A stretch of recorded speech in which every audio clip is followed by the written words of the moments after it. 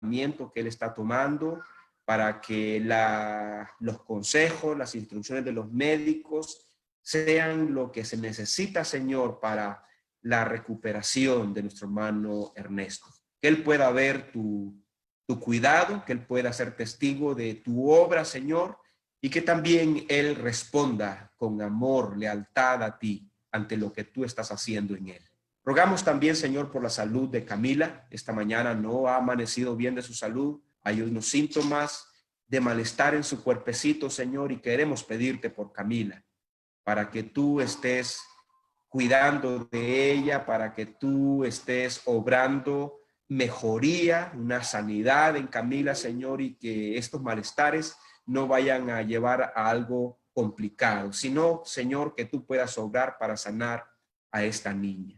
Por todos los hermanos de nuestra iglesia, Señor, que han estado con dolencias, pedimos tu ayuda, pedimos que tú estés fortaleciéndoles, que estés dándoles estabilidad a su salud, que estés dando fuerza a sus músculos, a sus huesos, y que pongas paz en sus corazones, Señor.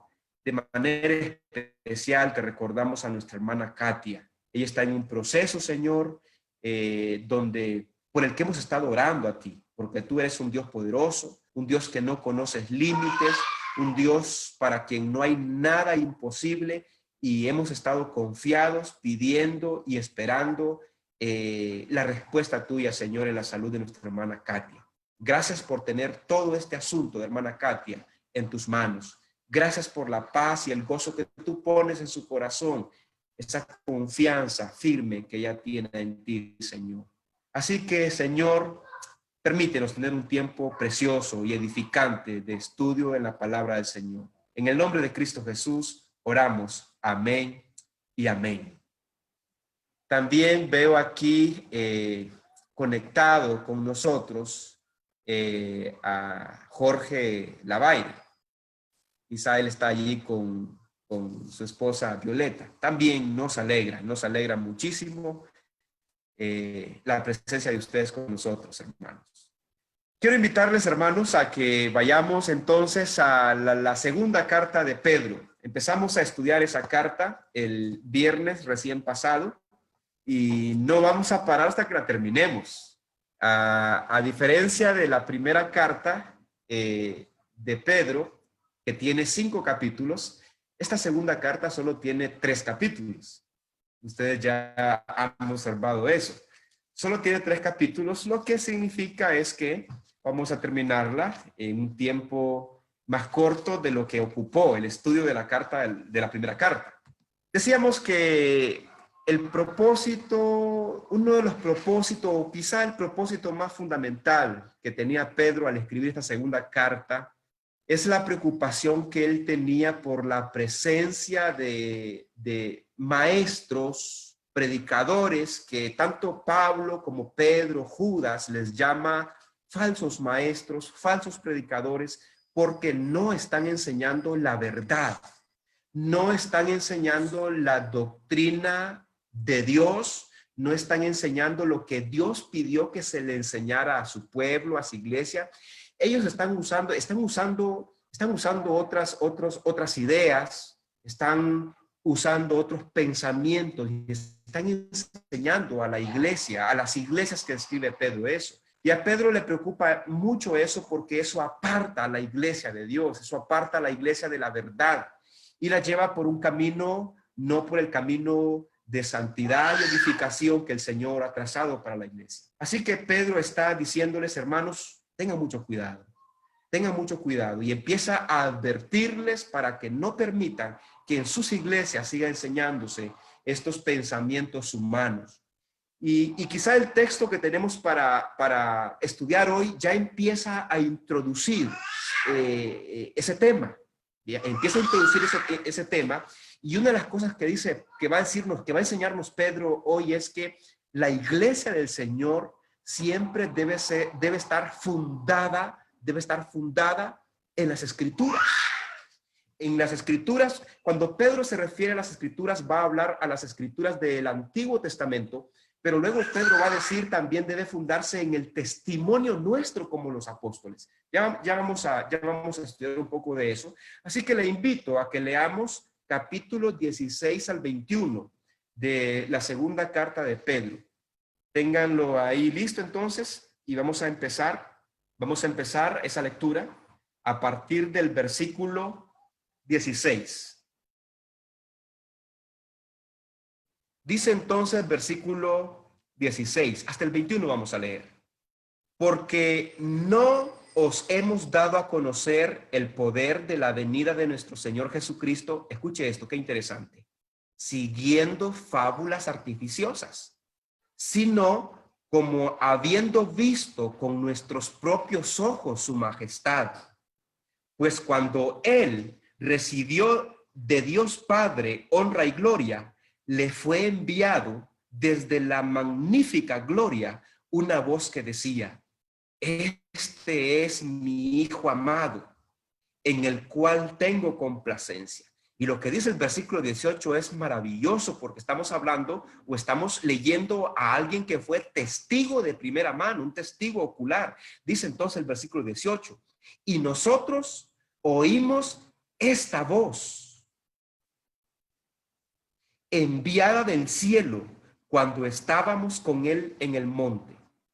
El 19 dice: tenemos también la palabra profética más segura, a la cual hacéis bien en estar atentos como a una antorcha que alumbra en lugar oscuro, hasta que el día esclarezca y el lucero de la mañana salga en vuestros corazones, entendiendo primero esto, que ninguna profecía de la Escritura es de interpretación privada, porque nunca la profecía fue traída por voluntad humana, sino que los santos hombres de Dios hablaron siendo inspirados por el Espíritu Santo.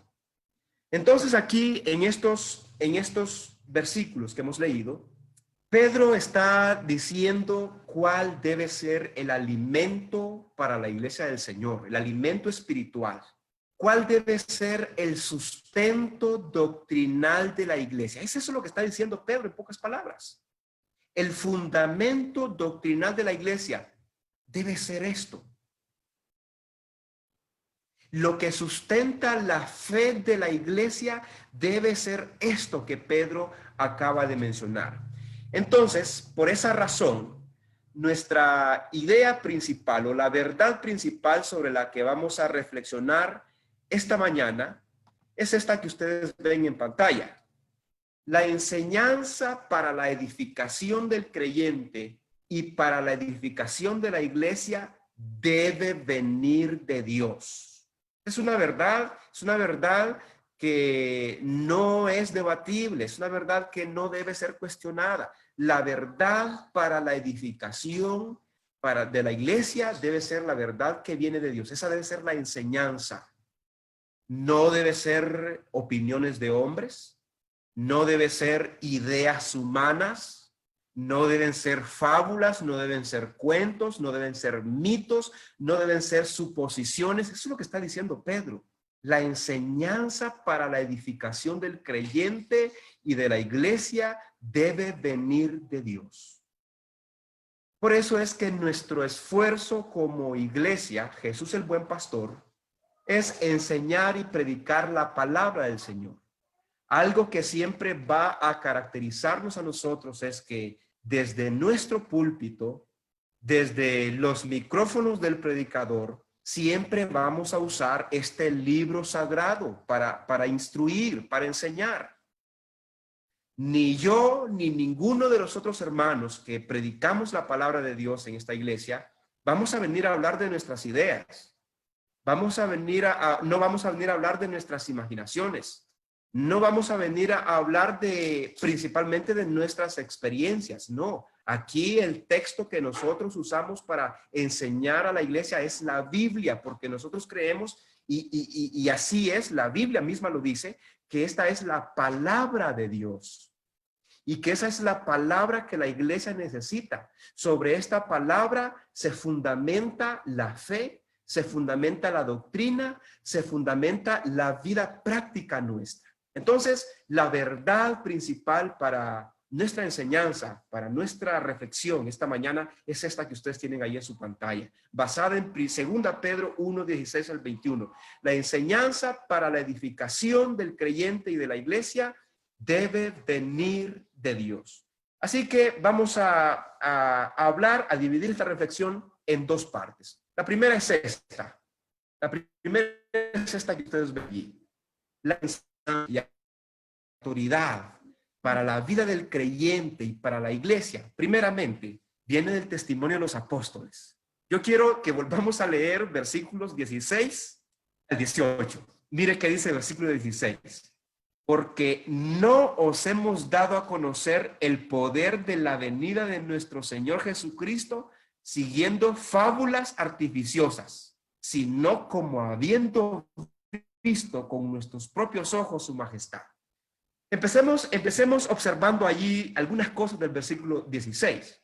En el versículo 16, Pedro dice que él ha estado dando a conocer a la iglesia. Significa enseñando, instruyendo, predicando, discipulando a la iglesia, enseñándole. Y él dice aquí de manera específica, he estado enseñando a la iglesia del Señor, dice Pedro, acerca del poder de Jesucristo y acerca de la venida de nuestro Señor, haciendo referencia no tanto a la primera venida, pero sí al segundo regreso del Señor, a la segunda venida del Señor.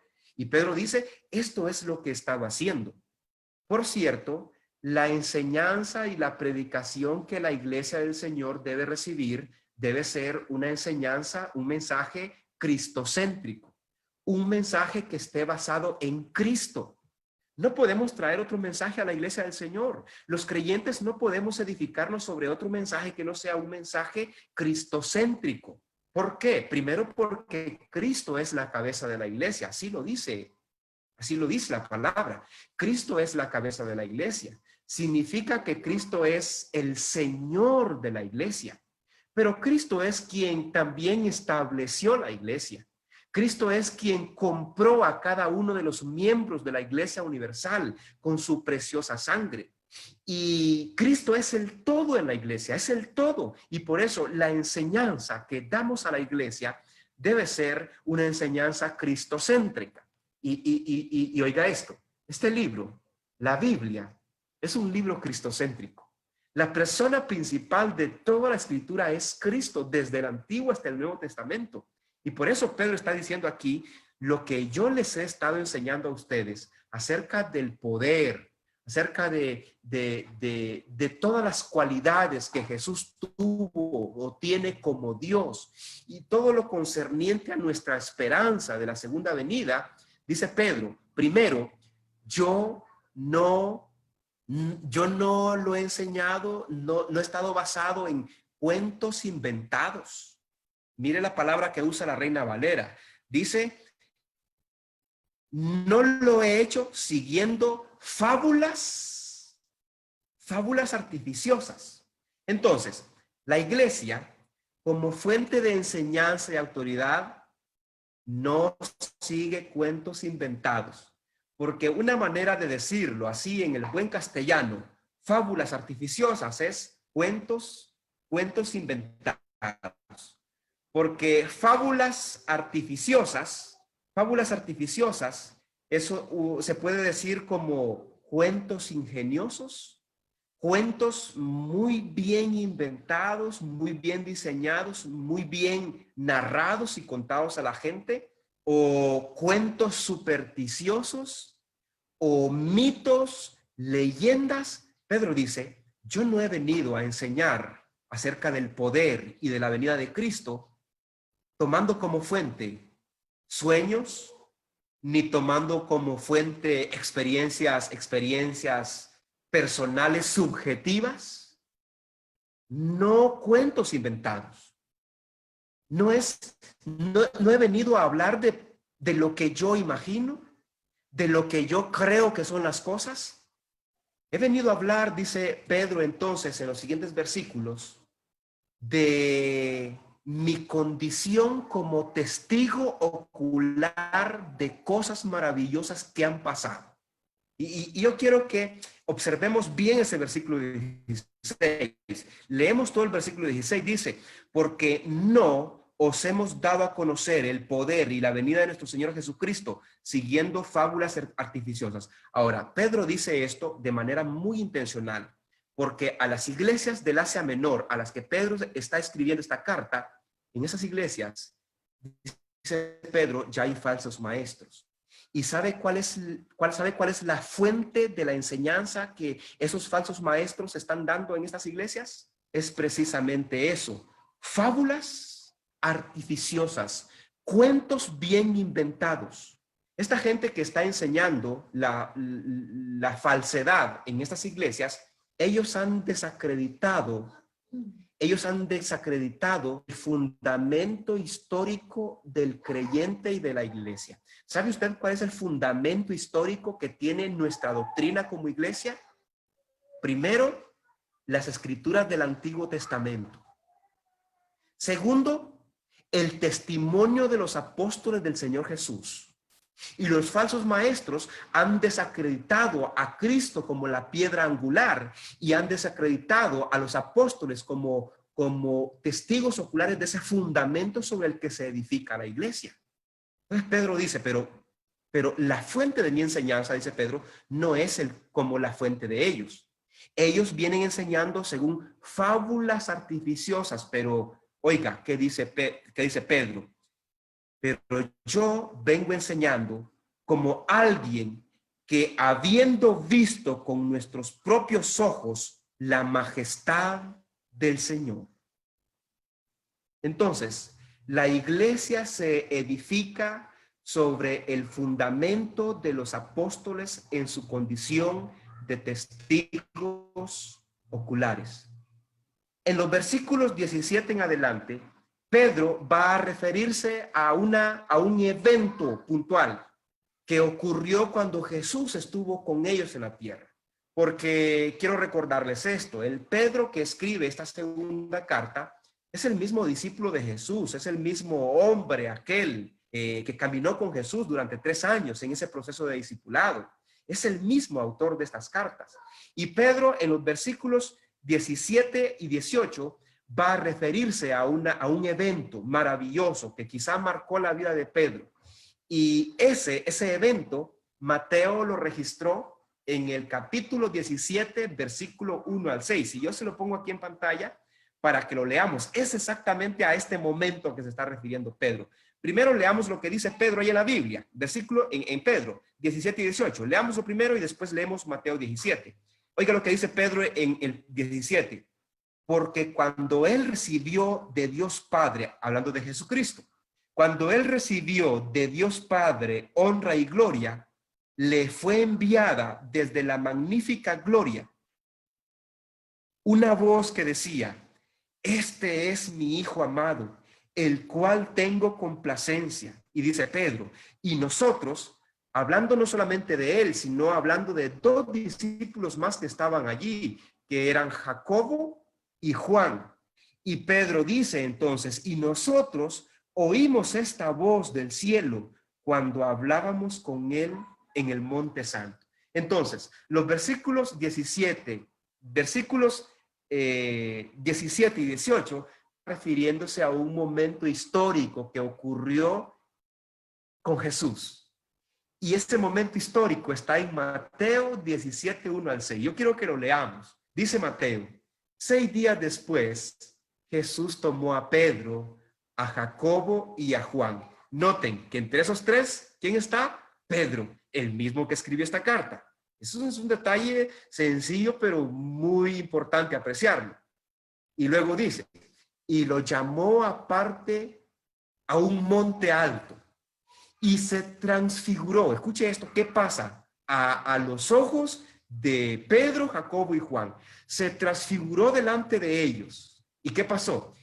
Y Jesús resplandeció su rostro como el sol y sus vestidos se hicieron blancos como la luz. Ahora, Pedro dice, a ese momento, Pedro le llama aquí que Jesús recibió del Padre honra y gloria.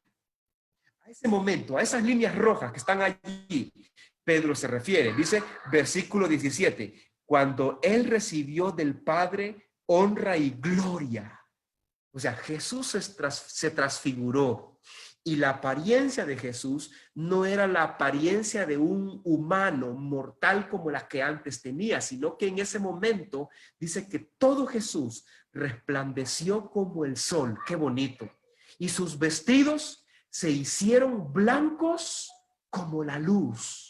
O sea, en ese momento Jesús como que recibe la gloria con la que va a volver un día a la tierra por su iglesia, o la gloria que él tenía estando con el Padre, o la gloria que él tiene ahora mismo después que regresó al Padre.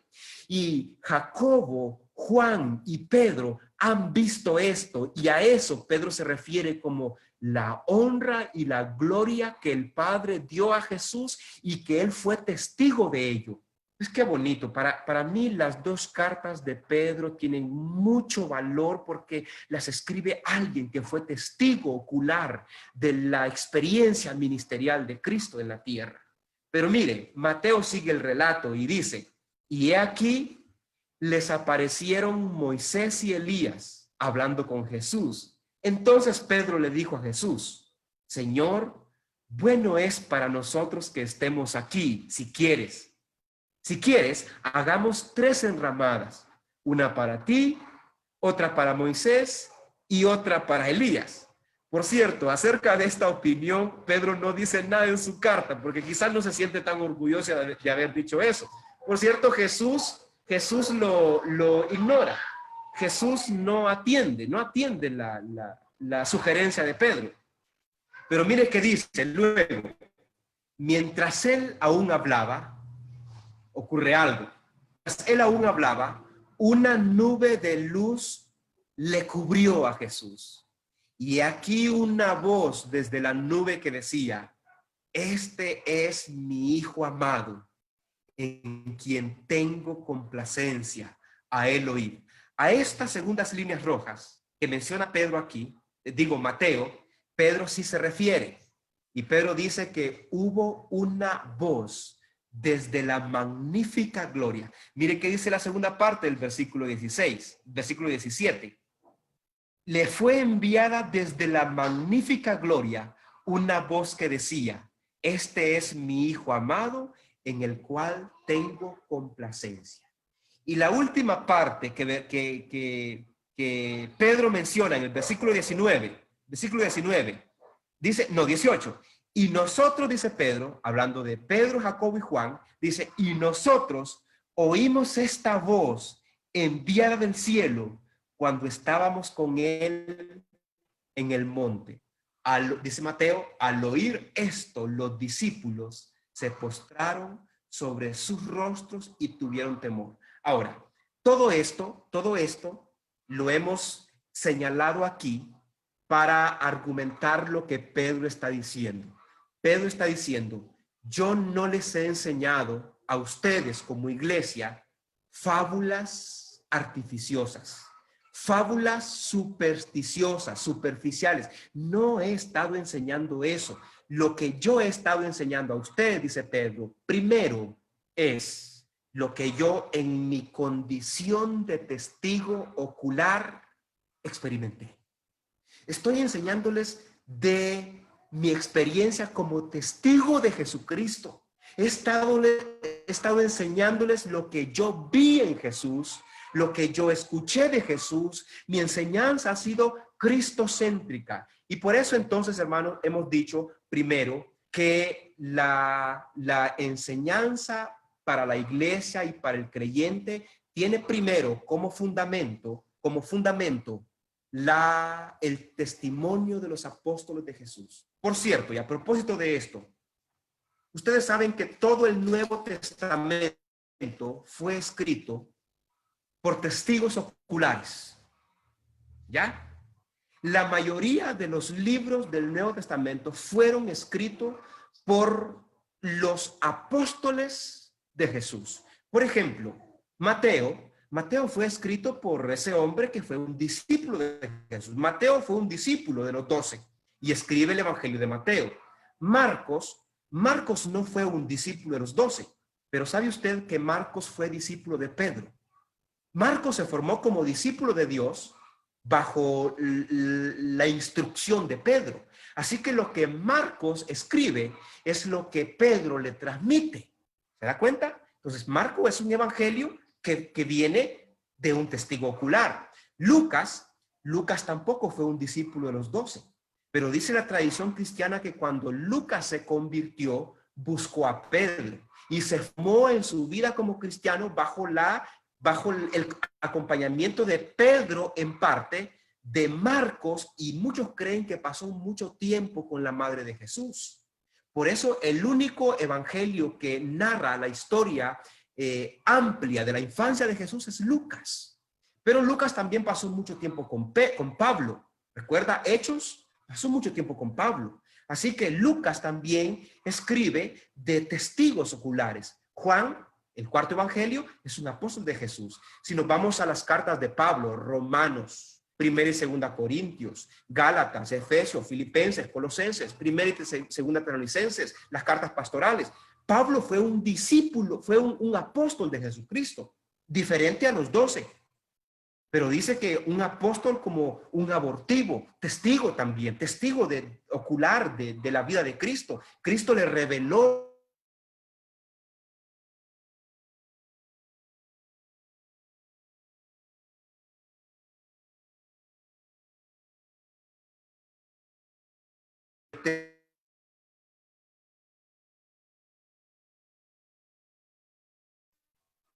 Entonces, lo que Pedro está diciendo es, esto estamos enseñando a ustedes. Segundo, la fuente de enseñanza y autoridad para la vida del creyente y de la iglesia también viene de las escrituras del Antiguo Testamento. ¿Ya?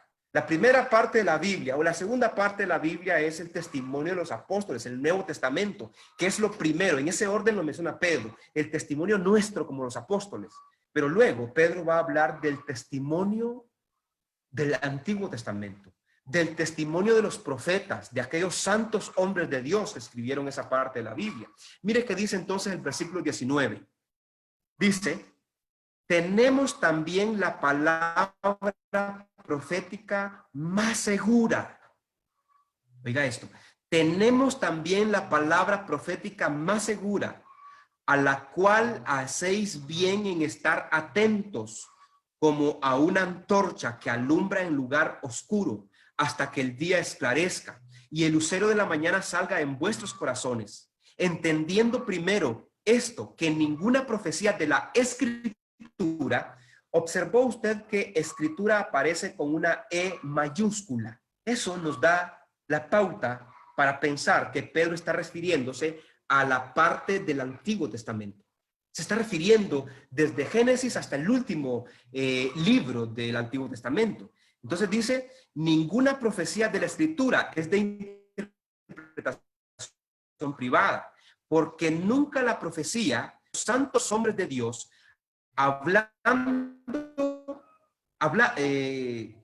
dice, sino que los santos hombres de Dios hablaron siendo inspirados por el Espíritu Santo. Entonces, la fuente de enseñanza, la segunda fuente de enseñanza y autoridad para la vida del creyente, tiene también como fuente la escritura del Antiguo Testamento. Y mire que dice Pedro respecto a eso. Dice en el versículo 16 que esta es la palabra profética más confiable, más segura, dice la Reina Valera, más segura, más confiable. Ahora, esto no significa que el Antiguo Testamento es más confiable que el Nuevo Testamento. No significa eso. No significa eso. Estoy seguro que no significa eso.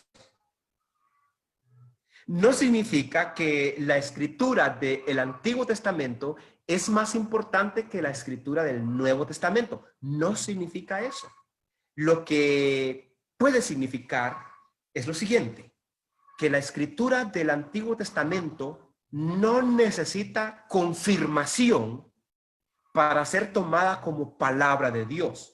Por cierto, los judíos en toda su historia no han tenido ninguna dificultad para creer que las escrituras del Antiguo Testamento son palabra de Dios 100%.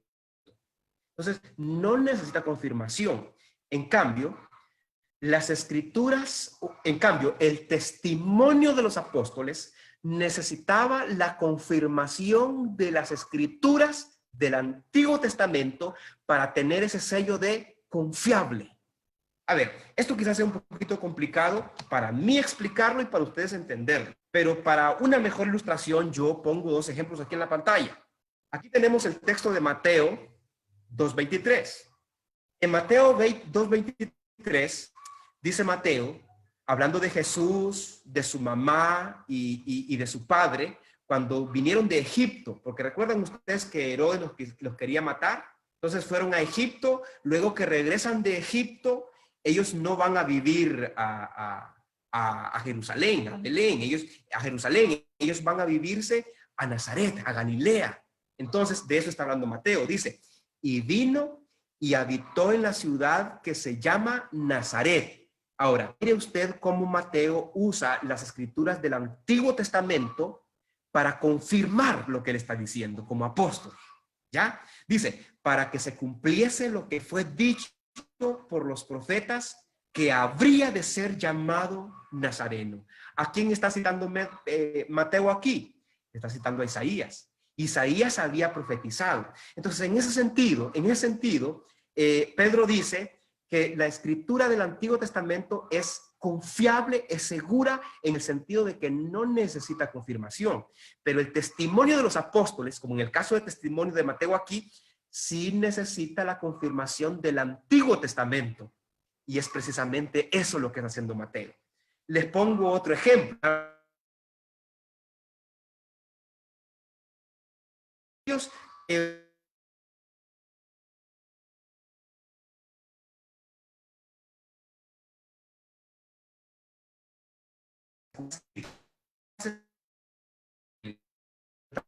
Hace el resto de los autores del Nuevo Testamento. Lo hacen. Pedro lo hace regularmente.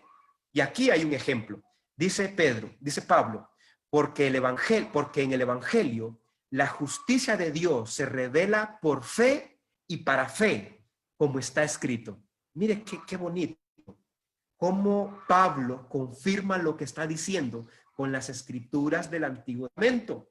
Y Pablo va a confirmarlo con Habacuc 2:9, como está escrito, mas el justo por la fe vivirá.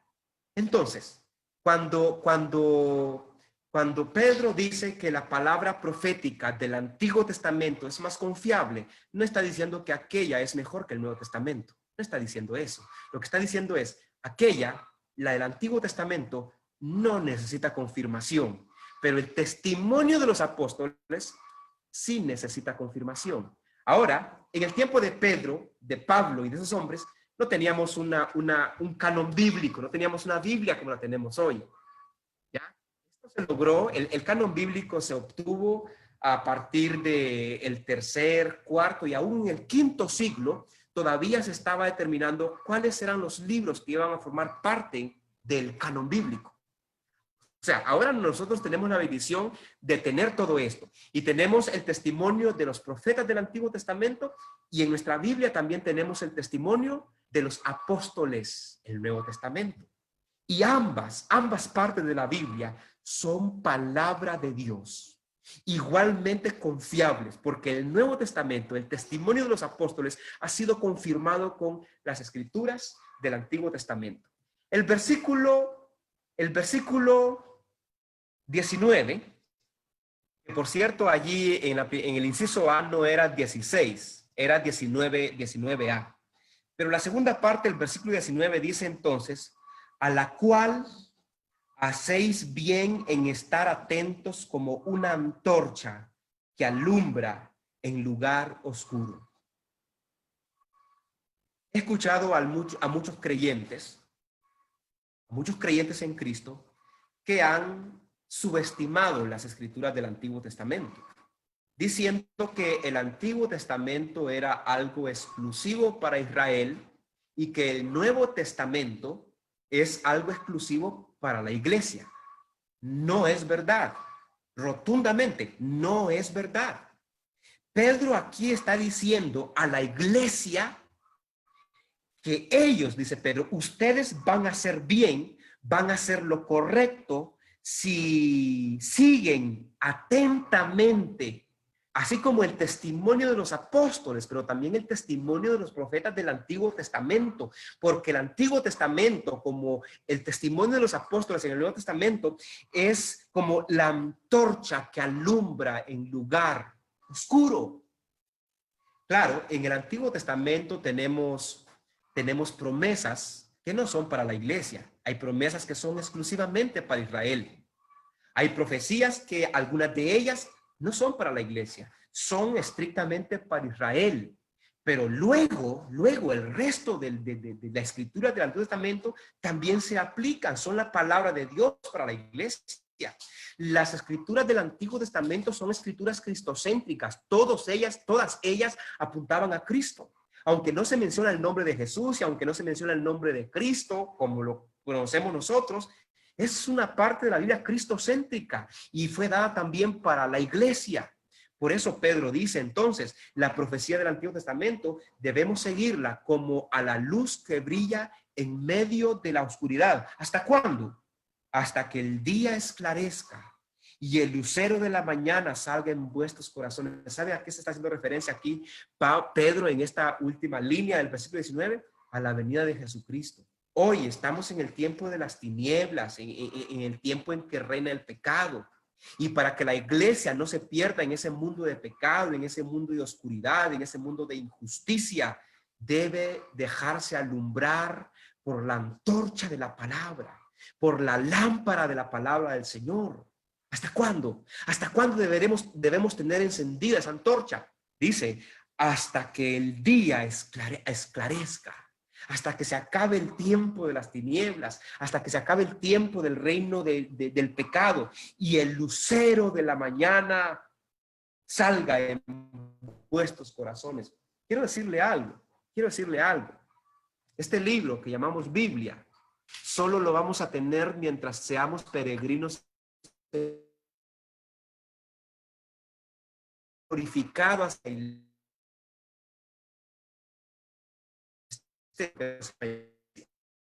a nosotros en nuestra condición vamos a tener acceso a la verdad de Dios. Nuestra mente ya no va a estar limitada por el pecado para comprender la verdad de Dios. Pero mientras estamos en este mundo como peregrinos, Pedro dice, esta verdad, tanto del Antiguo como del Nuevo Testamento, la Biblia debe seguir alumbrando nuestro camino. Lo que dice el versículo 20, mire el versículo 20 dice, entendiendo primero esto, que ninguna profecía de la Escritura, sigue pensando en el Antiguo Testamento, porque hasta este tiempo, repito, no hay Nuevo Testamento. Dice, entendiendo primero esto, que ninguna profecía de la Escritura es de interpretación privada. ¿Qué significa esto?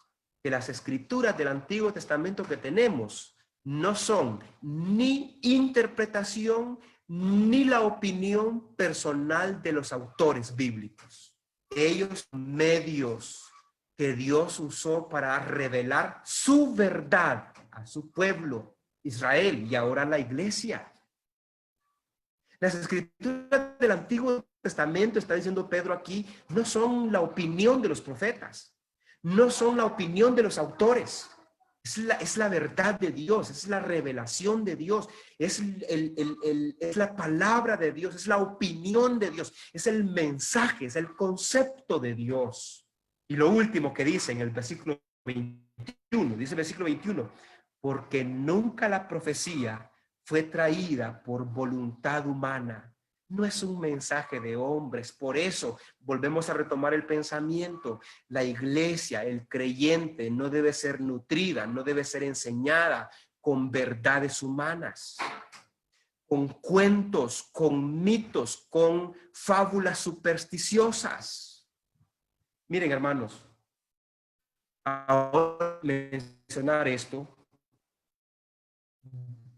con una buena intención, no con una mala intención, sino con una buena intención. Pero ahora abundan las predicaciones basadas en un sueño que alguien tuvo la noche anterior. Y toda la predicación de los siguientes 40 minutos estuvo basada en ese sueño que él tuvo. Porque esa persona cree que fue una revelación de Dios. Eso no es una palabra profética segura. Le aseguro, no es una palabra profética segura. No lo es. Lo seguro que tenemos nosotros es esto. Si yo voy a invertir 40 minutos hablando aquí con ustedes, yo voy a hablar de la palabra. Yo voy a hablar de este libro, voy a hablar de las escrituras del Antiguo Testamento y del Nuevo Testamento. No voy a hablar de otra cosa. Y Dios me guarde de hablar de las experiencias que yo tuve la semana pasada con ustedes, ¿no? Ustedes perderían el tiempo conmigo y yo lo perdería con ustedes. Y yo sería culpable ante Dios. Ni debo venir a hablarles de lo que yo pienso que es la verdad. Ni tampoco, hermanos, miren, ni tampoco debo tomar un versículo de la Biblia y empezar a darles un mensaje motivacional a ustedes por los siguientes 40 minutos, que esa es otra forma clásica de predicar hoy. Agarran un versículo, lo sacan fuera de su contexto, ese versículo, la explicación que dan ese versículo no tiene nada que ver con el autor bíblico quería dar a conocer, y empiezan a dar se llama esto a transmitir una motivación, a transmitir un mensaje terapéutico, a hacerlo sentir bien a usted, a levantarle el ánimo. Eso no es una palabra confiable. Mientras el Señor me permita predicar la palabra a mí, y mientras el Señor me permita dirigir la iglesia de Jesús el Buen Pastor, ni yo ni los hermanos que predican la palabra en la iglesia van a enseñar cuentos, ni fábulas, ni experiencias, ni sueños. Siempre vamos a predicar la palabra del Señor. Porque aquí Pedro nos enseña que la fuente de la enseñanza y de autoridad para la vida de la iglesia y del creyente, no vamos a enseñar nada que esté aquí.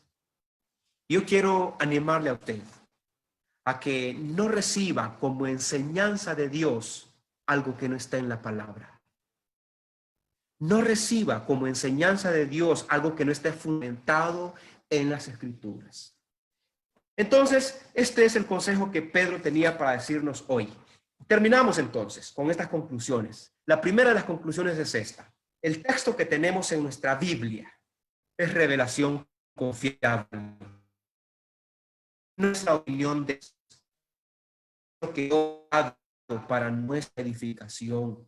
Es nuestra responsabilidad leerla, es nuestra responsabilidad estudiarla, escucharla, obedecerla, aplicarla, practicarla, para que en medio de las tinieblas de este mundo, nuestro camino sea alumbrado por esa antorcha divina, la Biblia, la Biblia. Segundo, los creyentes en Cristo debemos edificarnos únicamente en la verdad de Dios. Otra cosa, mire, no sustituya la meditación en la palabra del Señor por el contenido de 2 canciones. Hay creyentes que dicen, bueno, hoy no voy a leer la Biblia, pero voy a escucharme 2 canciones cristianas. No, las canciones cristianas no son inspiradas por Dios. Las canciones cristianas fueron escritas por hombres cristianos, hombres de Dios, pero no son inspiradas por Dios. No sustituye la palabra por nada. No la sustituye por nada.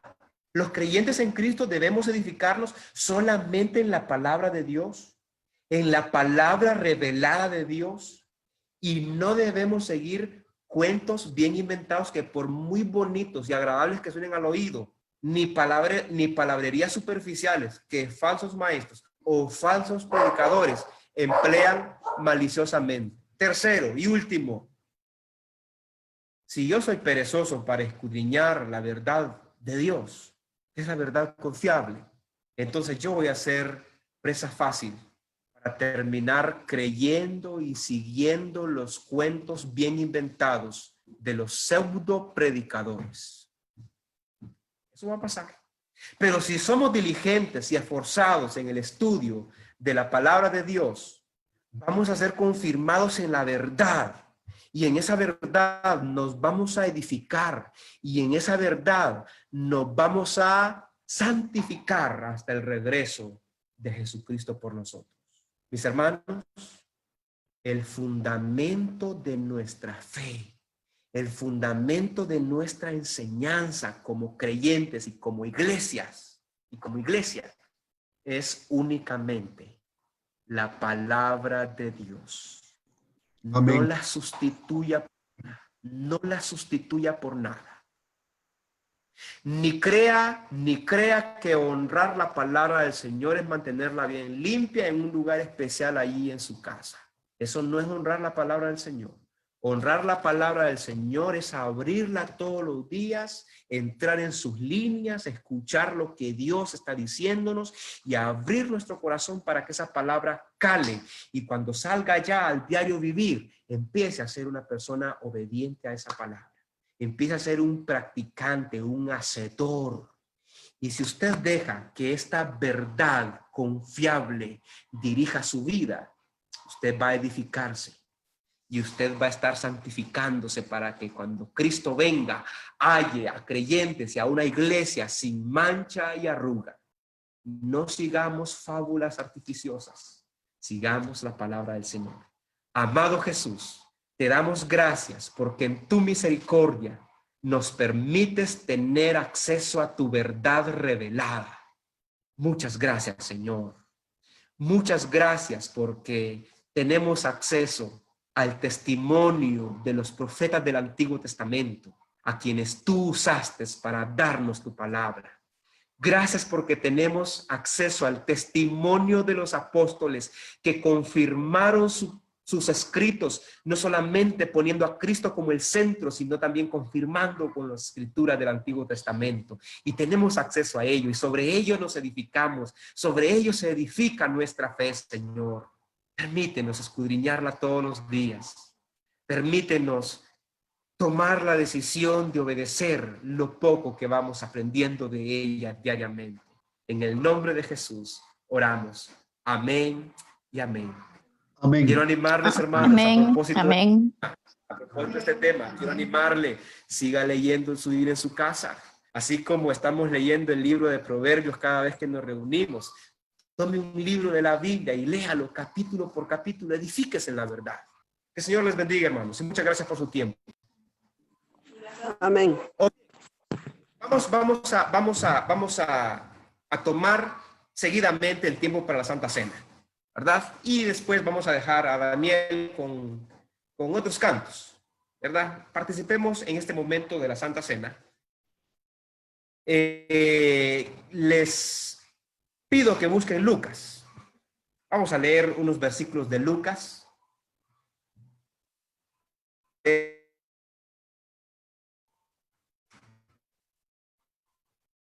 En adelante. Lucas 22:7 en adelante. Y vayan teniendo a mano esos elementos de la Cena del Señor para que participemos de ellos. Lucas 22:7 en adelante. Dice el versículo 7. Llegó el día de los panes sin levadura. Los judíos celebraban cada año una fiesta que se llamaba la Pascua. Y otra manera de llamarle a la Pascua era la fiesta de los panes sin levadura. Pero está haciendo referencia a la misma celebración, la Pascua. Dice entonces el 7 que llegó el día de los panes sin levadura, en el cual era necesario sacrificar el cordero de la Pascua. Ustedes ya están en contexto de lo que Lucas está diciendo aquí, ¿verdad? Porque una costumbre que tenían los judíos al celebrar la Pascua era matar un cordero. Un cordero por familia. La familia mataba un cordero y lo comían allí en agradecimiento al Señor, en solemnidad ante el Señor. Pero también había un cordero que moría por todo el pueblo. Era sacrificado allá en en el lugar de los sacrificios en el templo, un cordero que representaba el sacrificio por todo el pueblo. Entonces, a eso está haciendo referencia en Lucas aquí. Y esa celebración, recuerden que tenía como contexto histórico la salida de Israel de Egipto. Cuando Israel salió de Egipto, esa noche, en cada familia se mató un cordero. La sangre de ese cordero, con la sangre de ese cordero se pintaron los marcos de las puertas de la casa, porque esa noche el ángel del Señor iba a pasar y la casa que estuviera pintada con la sangre del cordero, en esa casa no iban a morir los primogénitos. Pero aquel cordero también tenían que comerse la carne. Tenían que comerla con hierbas amargas, con pan sin levadura y tenían que comerla ya con las maletas en los hombros porque iban a salir de Egipto.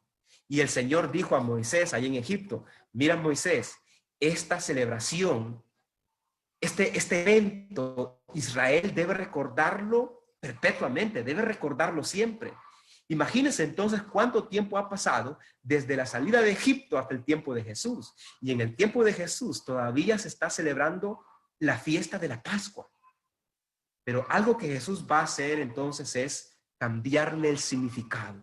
Jesús dice de ahora en adelante, esta cena pascual no va a significar la salida de Egipto, de Israel de Egipto.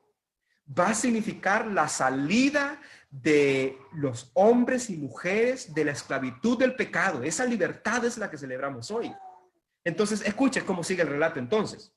Dice el versículo 8. Y Jesús envió a Pedro y a Juan diciendo, id, preparad la Pascua para que la comamos. Porque todos los años que Jesús estuvo con los discípulos, la celebraba con ellos. Esa era la familia de Jesús. Una familia linda que Jesús tenía. 9. Y ellos le dijeron, Señor, ¿dónde quieres que la preparemos? Versículo 10. Él les dijo, he aquí, al entrar en la ciudad, os saldrá al encuentro un hombre que lleva un cántaro de agua. Seguidle hasta la casa donde entrare y decida al padre de familia de esa casa. El maestro dice, ¿dónde está el aposento donde he de comer la Pascua con mis discípulos? Entonces él os mostrará un gran aposento alto, ya dispuesto, preparada allí la Pascua. Fueron pues y hallaron como se había dicho y prepararon la Pascua. Cuando era la hora, se sentó a la mesa. Oiga, aquí viene. Cuando era la hora, se sentó a la mesa y con él los apóstoles. Y el 15, y les dijo, cuánto he deseado comer con vosotros esta Pascua antes que padezca. Esta Pascua que Jesús va a comer con sus discípulos va a cambiarle el rumbo al significado, o va a cambiarle el significado a la Pascua. Va a cambiárselo. Por eso Jesús aquí estaba esperando esa Pascua. Recuerden, esta Pascua Jesús la celebra un día jueves. Ese mismo día, jueves, en las próximas horas, Jesús va a ser apresado. Va a ser llevado como un criminal cautivo para empezar un juicio contra él. El siguiente día, después de que come esta Pascua, Jesús va a ser enjuiciado. Jesús va a ser matado, va a ser sacrificado en la cruz. Entonces Jesús dice, esta Pascua es muy importante para mí. La he estado esperando. Esta Pascua va a cambiar de significado a partir de ahora.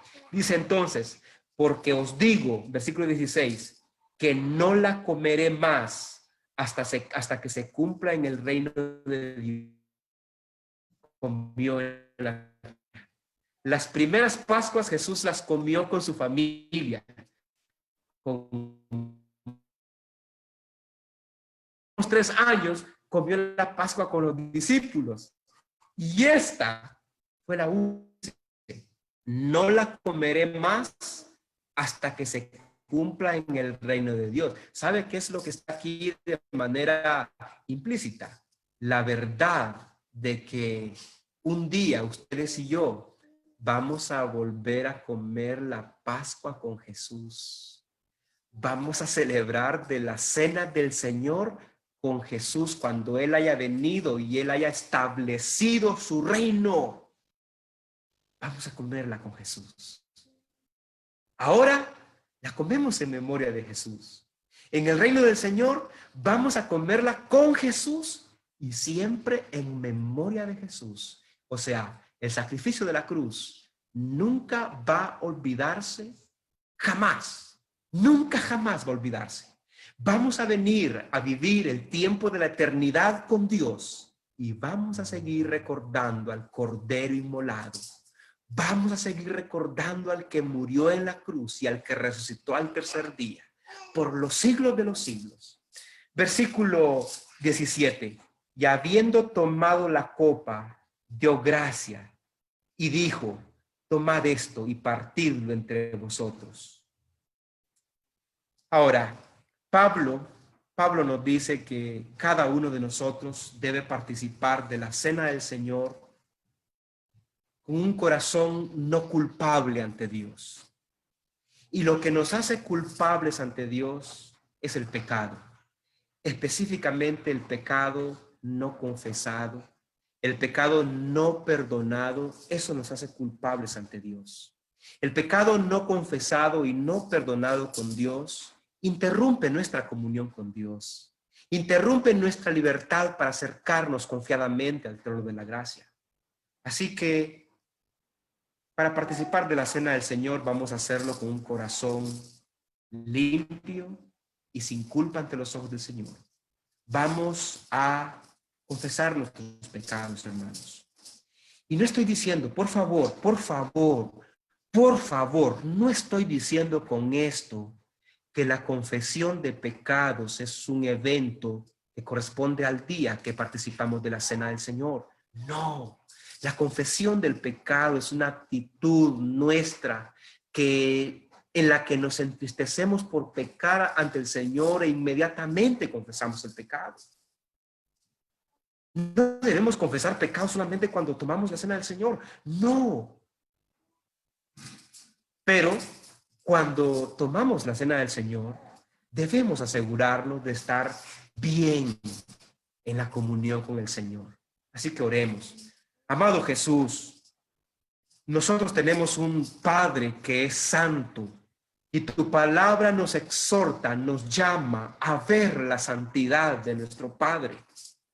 Y cuando hayamos contemplado y apreciado la santidad de nuestro Padre, tu palabra nos llama a ser imitadores de tu santidad. Como un buen hijo imita a su buen padre, nosotros queremos ser imitadores tuyos, queremos imitar tu carácter santo, queremos imitar tu rechazo al pecado, Señor. Pero estamos aquí esta mañana como personas que hemos pecado contra ti. Y no lo decimos del diente al labio, lo decimos desde el corazón, lo decimos con pesar, lo decimos con dolor, lo decimos con vergüenza. Con vergüenza porque es terrible estar frente a la cruz de Cristo, donde tú diste todo por nosotros. Y nosotros nos cuesta vivir una vida digna de tan grande sacrificio. Pero estamos aquí para confesar nuestro pecado, creyendo que tú eres fiel y justo para perdonar nuestro pecado y limpiarnos de toda nuestra maldad. Apelando a tu gracia y a tu misericordia, suplicamos, perdones nuestro pecado. Pero que la gracia que nos das a través de tu Santo Espíritu nos ayude para ser victoriosos cada día sobre el pecado, para no volver a los mismos pecados como vuelve el perro al vómito. Queremos superar, queremos crecer, queremos ganar la batalla contra el pecado, Señor, y enséñanos a vivir una vida que se purifica y se santifica diariamente. Muchas gracias por el perdón que nos otorga, Señor. Y ahora, con celebración en nuestro corazón, con júbilo en nuestra vida, con alegría, sin tristeza, pero sí con temor y con devoción a ti, participamos de la memoria de tu sacrificio en la cruz, comiendo la cena del Señor. En el nombre de Cristo Jesús oramos. Amén y amén. Entonces tengan su pan listo, hermanos.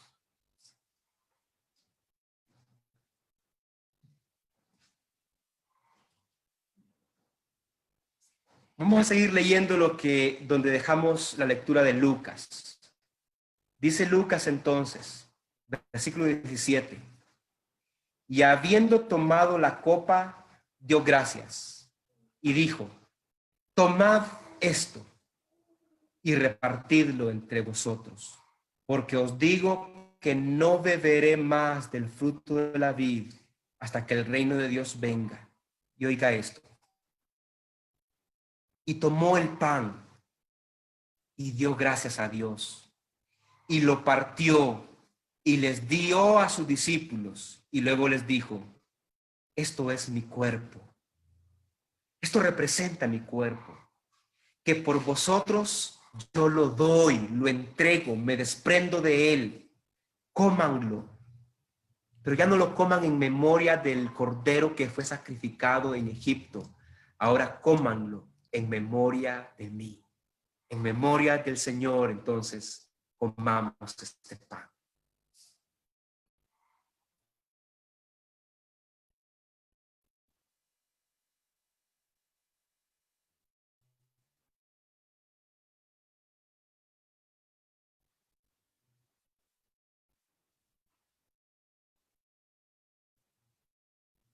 Muchas gracias, Señor, porque el dolor del pecado que nosotros deberíamos experimentar y recibir en nuestro cuerpo, lo recibiste tú. El castigo que debía venir sobre nuestro cuerpo por causa de nuestro pecado, lo recibió tu cuerpo. El castigo por nuestro pecado, lo recibiste tú, Señor. Dice Isaías que tu cuerpo fue castigado, molido, triturado, casi deshecho, castigado con ira, castigado con brutalidad. Y ese pan que tú diste a tus discípulos y ese pan que nosotros hemos comido, lo comemos en memoria de tu cuerpo, que experimentó el dolor, el tormento horrible, espantoso del pecado. Y nos has liberado a nosotros de ese castigo, Señor. Muchas gracias. Gracias porque voluntariamente fuiste a la cruz. Luego dice el texto de Lucas: de igual manera, después que hubo cenado, tomó también la copa, diciendo: esta copa es el nuevo pacto en mi sangre, que por vosotros se derrama. Esta sangre, esta copa representa mi sangre, dice Jesús, que sella el pacto eterno que hago ahora con los hombres y mujeres, con aquellos hombres y mujeres que vengan por medio de la fe al Padre. Entonces, Jesús dice: haced esto, tomad esta copa en memoria de mí, en memoria de Cristo, en memoria de su sangre, en memoria de su vida, porque la sangre representa eso, la vida del ser humano, en memoria de la vida derramada hasta la última gota. Tomemos esta copa, en memoria de Jesús, tomemos esta copa.